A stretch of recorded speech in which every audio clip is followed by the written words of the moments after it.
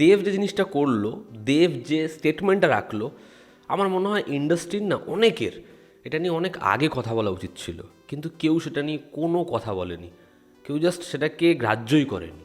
বিষয়টা কি, দেব শুভশ্রীর ছবি আসছে আবার দুর্গাপুজোর সময়, দেশু 7, যেখানে তাদের আমরা আবার বড় পর্দায় দেখব। ধূমকেতুর পর যা জিনিসপত্র হয়েছে সেগুলো সব মোটামুটি মিটেছে এবং আবার তাদের একসাথে দেখতে পাওয়া, এবং ছবিটার অ্যানাউন্সমেন্ট হয় একদম জানুয়ারি মাসের দোরগোড়ায়। তো সেই অ্যানাউন্সমেন্ট নিয়ে অডিয়েন্সের মধ্যে একটা এক্সাইটমেন্ট থাকে। আজকে সেই ছবির যে পরিচালক সেটা কনফার্ম করা হয় সুজিত দত্ত, যিনি আগে খাদান বানিয়েছিলেন, এবং এটা নিয়ে আমি অনুমান করেছিলাম যে তিনি এই ছবির পরিচালনা করতে পারেন। তো সেটাই ঠিক হচ্ছে যে তিনি এই ছবির পরিচালক। এবার এই ছবিতে অ্যান্টাগনিস্টের চরিত্রে দেখা যাবে অনির্বাণ ভট্টাচার্যকে, এমনটা দুদিন ধরে আপডেট ছিল। দেবকে এই প্রশ্ন করা হলে তিনি বলেন যে অনির্বাণ এই ছবির অ্যান্টাগনিস্ট, এটা চূড়ান্ত নয়, এরকম কিছুই এখন আমি কনফার্ম করতে পারছি না। বুম্বাদাকে ভাবা হচ্ছে, প্রসেনজিৎ চট্টোপাধ্যায়, সে এই ছবির অ্যান্টাগনিস্ট হতে পারে, তবে সেটাও কনফার্ম নয়। কিন্তু অনির্বাণের প্রশ্ন উঠলে দেব জানায় অনির্বাণ ভট্টাচার্যকে এতদিন ধরে ইন্ডাস্ট্রিতে ব্যান করা হয়েছে, এটা ঠিক নয়। অনির্বাণের মতো একজন অ্যাক্টর, তাকে ব্যান করা হয়েছে এরকমভাবে, এটা অন্যায়। এবং যদি দরকার পড়ে অনির্বাণের হয়ে আমি ক্ষমা চাইছি, প্লিজ এই ব্যানটা তোলা হোক, অনির্বাণকে আবার কাজ দেওয়া হোক, অনির্বাণের মতো এরকম একজন ট্যালেন্টেড অ্যাক্টরকে এরকমভাবে ওয়েস্ট না করা হোক। কারণ ও যেভাবে দিন যাপন করছে, যেরকম ক্রাইসিসও ফেস করছে, এটা ঠিক নয়। যখন টেকনিশিয়ানদের কোনো সমস্যা হয় সেখানেও আমি থাকি, কিন্তু আজকে যখন অনির্বাণ এতদিন ধরে সাফার করছে, ওকে এরকমভাবে ব্যান লাগিয়ে দেওয়া হয়েছে, এই ব্যানটা তুলে নেওয়া হোক। এই স্টেটমেন্টটা দেবের। এবার অনির্বাণকে কিন্তু গতকালকে ব্যান করা হয়েছে এমন না, রঘু ডাকাত ছাড়া অনির্বাণ কিন্তু কোনো কাজই করতে পারেনি। যে ছবিগুলো অনির্বাণের সাথে হওয়ার কথা ছিল, অ্যানাউন্স হয়ে গেছিলো, সেই ছবিগুলো আটকে গেছে, না হলে অন্য অ্যাক্টার দ্বারা তাকে রিপ্লেস করা হয়েছে। রঘু ডাকাতে সমস্যা হয়নি, তার কারণ সেখানে দেব অভিনয় করছিল, দেব ছিল বলে কোনো হার্ডেলস অনির্বাণ ফেস করেনি। ইভেন অনির্বাণের যে হুলিগানিজম, যে তাদের ব্যান্ড গ্রুপ, সেটা নিয়েও যখন কাজ করতে গেছে সেটাও কিন্তু মানে ফ্লোরে নামতে পারেনি, তার কারণ টেকনিশিয়ানরা অনির্বাণকে ব্যান করেছে। এবার এই যে সমস্যাটা, এটা কিন্তু অনেক দিন ধরে চলছে এবং অনির্বাণ কিন্তু কাজ করতেই পারছে না। কিন্তু ইন্ডাস্ট্রির কোনো অ্যাক্টর, কোনো ডিরেক্টর, কোনো প্রডিউসার এটা নিয়ে কিন্তু কথাই বলেনি। এই ব্যান তোলার কথা কিন্তু কেউ জনগণের সামনে এসে, মিডিয়ার সামনে এসে বলেনি অনির্বাণের হয়ে। সেখানে দেব, তার কিন্তু কোনো দরকারই পড়ে না অনির্বাণকে নিয়ে কথাটা বলার, না বললেই বা কী যায় আসে। বাট দেব কিন্তু এখানে অনির্বাণকে নিয়ে কথাটা বলেছে, তার ব্যান তোলার কথা বলেছে। এবার অনির্বাণ তার সাথে রঘু ডাকাতে কাজ করেছে, তার পরের ছবিতে কাজ করবে কি করবে না আমি সেটাতে যাচ্ছি না, কিন্তু বিষয়টা হচ্ছে অনির্বাণের মতো একজন অ্যাক্টর, সে ওয়েস্ট হচ্ছে, সে কাজ করতে পারছে না তার স্টেটমেন্টের জন্য। এমন অনেকে আছে যারাও কিন্তু সেই সময় অনির্বাণের সাথেই দাঁড়িয়েছিল। ওই যে সমস্যাটা হয়েছিল, একটা পার্টিকুলার ছবি, সেই ছবিটা রিমেক ছিল, সেই ছবিটার কাজ এগোচ্ছিল, যেহেতু সেই পরিচালক সে বাংলাদেশে কাজ করেছিল, টেকনিশিয়ানদের না নিয়ে গিয়ে সেই সময় সমস্যা শুরু হয়, এবং সেই সমস্যাটা বাড়তে বাড়তে এমন জায়গায় পৌঁছে যায় যে গোটা টলিউড দুভাগে ভাগ হয়ে যায়।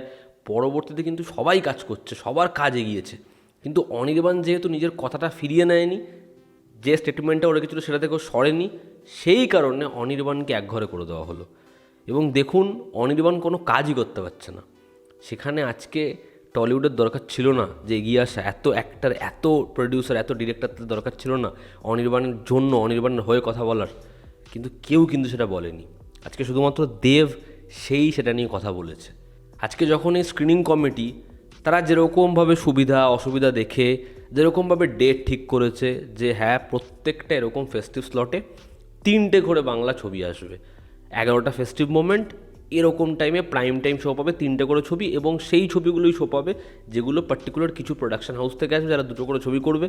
এই যে বিষয়টা নিয়ে বহুবার কথা বলেছি, সেটার আগেইনস্টেও কিন্তু কেউ কথা বলেনি, সেটার আগেইনস্টেও কিন্তু দেব কথা বলেছে।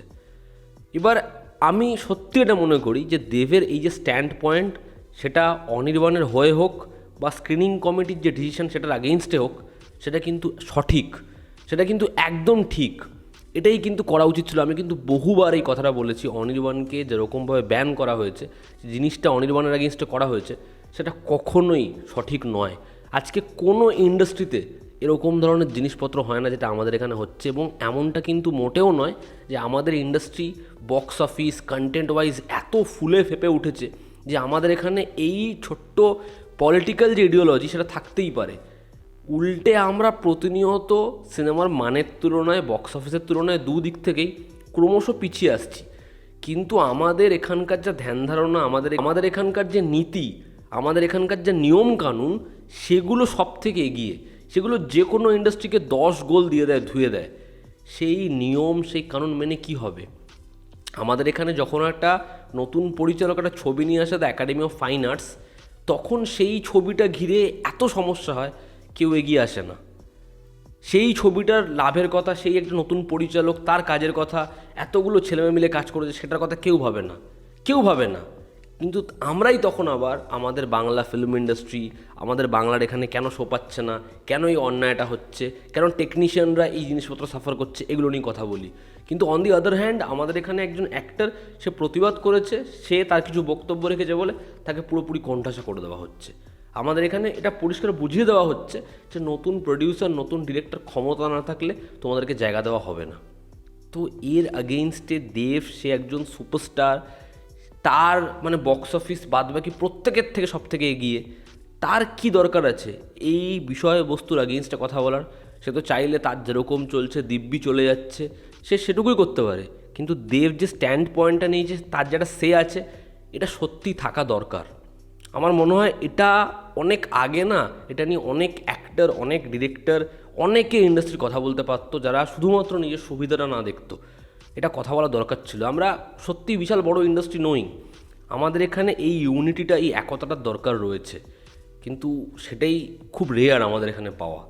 তো দেব যেভাবে আজকে ফ্রন্টে এসে অনির্বাণের হয়ে কথা বলেছে, সে যেরকমভাবে বলেছে যে প্রয়োজনে আমি ক্ষমা চাইছি, এটা মানে খুব রেয়ার পিকচার আমাদের এখানে।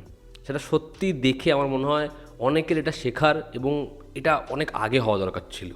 দেখার দেব অনির্বাণের পরবর্তী সময়ে কোলাবোরেশন কি দেশু সেভেনেই হয় না অন্য কোনো ছবিতে হয়, কিন্তু অনির্বাণের ব্যান তোলা, অনির্বাণের মতো ক্রিয়েটিভ পার্সনের, অনির্বাণের মতো অ্যাক্টরের কাজ পাওয়া, ইন্ডাস্ট্রিতে কাজ পাওয়া, এটা সত্যিই খুব দরকার, ভীষণ দরকার।